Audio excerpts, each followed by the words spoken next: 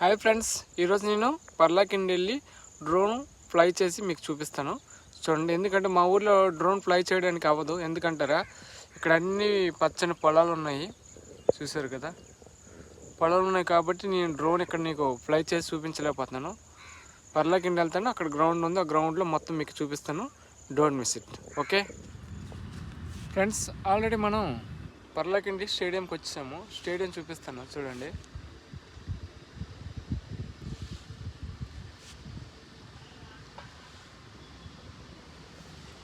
చూసారు కదా. ముందుగా మనం బ్యాగ్ తీసుకుంటాము.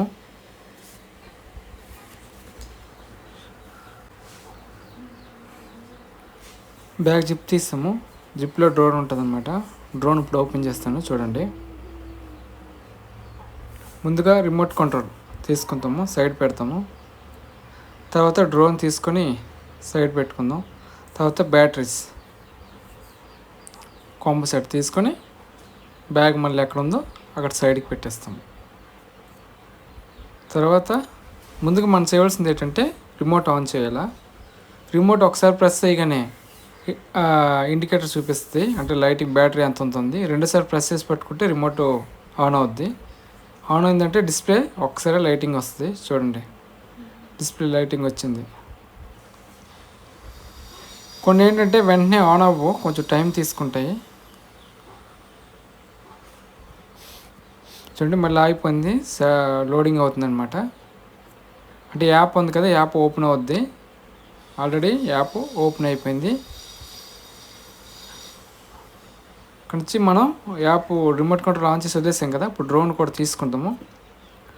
డ్రోన్కి బెల్ట్ లేదు, నేను ఆల్రెడీ రబ్బర్ పెట్టాను. ఇప్పుడు ఆ రబ్బర్ తీస్తున్నాను.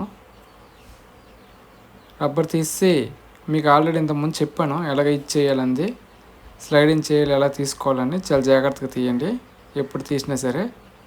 తొందరపడి స్పీడ్గా తీయకండి, ఇరిగిపోయే ప్రమాదం ఉంటుంది. తీసాను కదా, తీసి డ్రోన్ కూడా రెడీగా పెట్టుకున్నాను.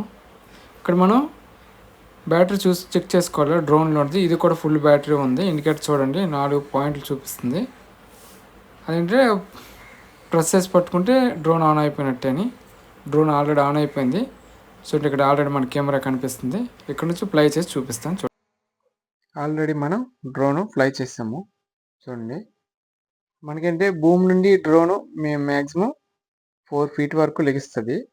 అక్కడ నుంచి మనం డ్రోన్ ఎక్కడికైతే ఏదైతే మనం వీడియో షూట్ చేయాలనుకుంటున్నాం అక్కడికి ముందుగా డ్రోన్ పంపించాలి. ఆ డ్రోన్ పంపించే ముందు ఏం చేయాలంటే ముందుగా స్పీడ్ మోడ్ ఆన్ చేసి ఆ డ్రోన్ అక్కడికి పంపించాలి. పంపించిన తర్వాత మనం ఏ వీడియోస్ అయితే కావాలనుకుంటున్నాం అందులోనే ఆ సెట్టింగ్స్లోకి వెళ్ళి ఫొటోస్, వీడియోస్ ఉంటాయి కదా, అవన్నీ సెలెక్ట్ చేసుకోవాలన్నమాట. ఇప్పుడు చూడండి, నేను వీడియోస్ క్లిక్ చేశాను. క్లిక్ చేసి అందులోనే క్లిక్ షాట్ క్లిక్ చేస్తున్నాను. క్లిక్ షాట్లో 4 వీడియోస్ క్లిప్స్ ఉన్నాయన్నమాట, 4 మోడల్స్. 4 మోడల్స్లో మనకి ఏ మోడల్స్ కావాలంది అక్కడ సెలెక్ట్ చేసుకొని ఆ మోడల్స్లో మీరు వీడియోస్ తీసుకోవాలా.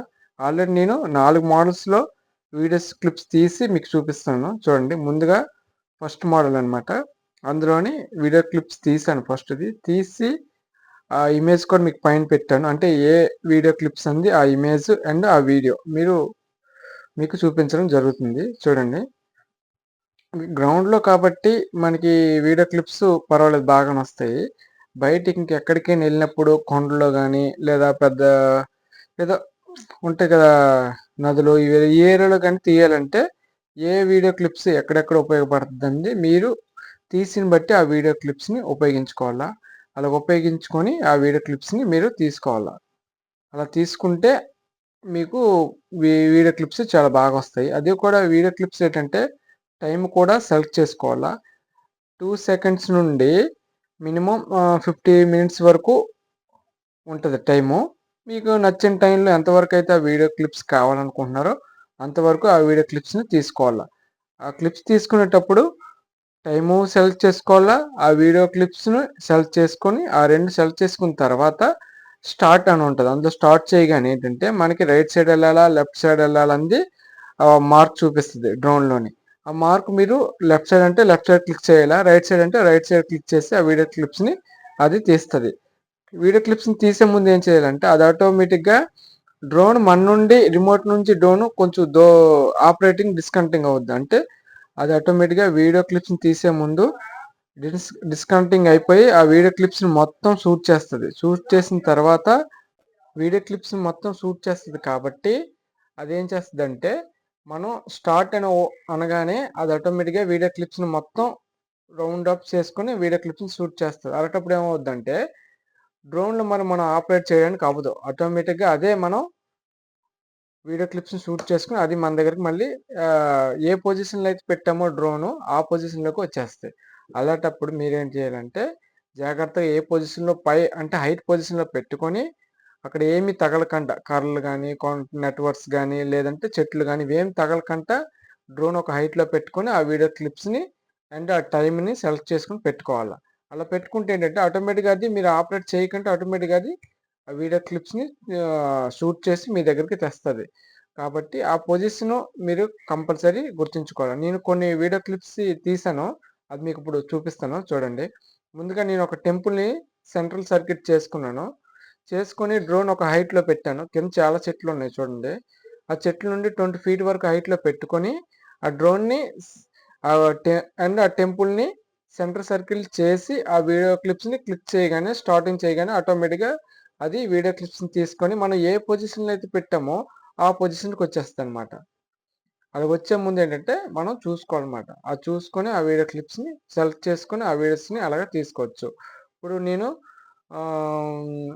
జూమ్ ఉందని చెప్పాను కదా, అది మీకు చూపిస్తాను. 2x జూమ్ అది చూడండి. ఒక పర్లకిండి ఇంటర్నేషనల్ హోటల్, ఆ హోటల్ జూమ్ చేస్తాను చూడండి. డ్రోన్ ఫ్లయింగ్ వీడియో మీకు నచ్చితే please like and subscribe, comment చేయండి. Thank for watching. Bye bye.